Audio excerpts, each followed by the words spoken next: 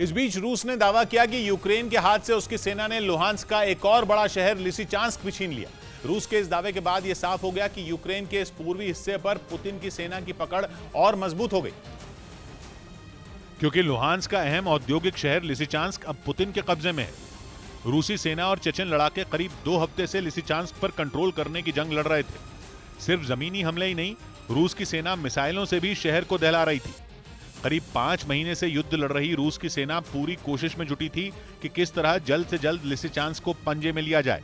क्योंकि उन्हें मालूम था कि अगर ये शहर कब्जे में आ जाए तो फिर पूरे लुहांस्क पर उनका कंट्रोल हो जाएगा। और ऐसा इसलिए क्योंकि वहां के बड़े शहर सेवेरोडोनेत्स्क पर पहले से ही पुतिन की सेना का कब्जा हो चुका है और अब सेवेरोडोनेत्स्क के पास का ही दूसरा शहर लिसिचांस्क भी यूक्रेन के हाथ से निकल गया,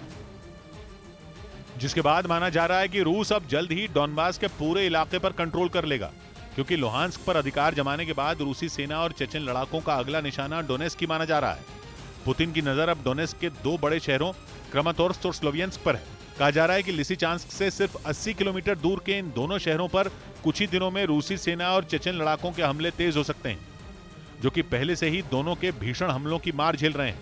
इसके साथ ही यूक्रेन के विद्रोही भी लगातार दोनों शहरों पर वार कर रहे हैं। और अगर डोनेत्स्क के दोनों शहर भी ज़ेलेंस्की की पकड़ से निकल गए तो फिर पूरे डॉनबास पर अधिकार जमाने में रूसी सेना और चेचन लड़ाकों को ज्यादा वक्त नहीं लगेगा, जो ज़ेलेंस्की के लिए किसी बड़े झटके से कम नहीं होगा।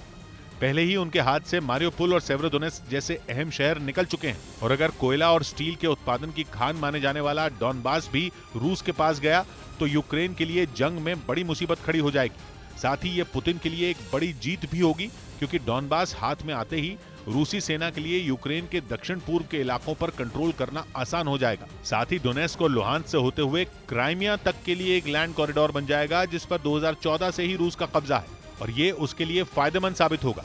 रूस ने दावा किया कि लुहांस्क पर जीत की जानकारी जब पुतिन को दी गई तो उन्होंने अपने जवानों की तारीफ की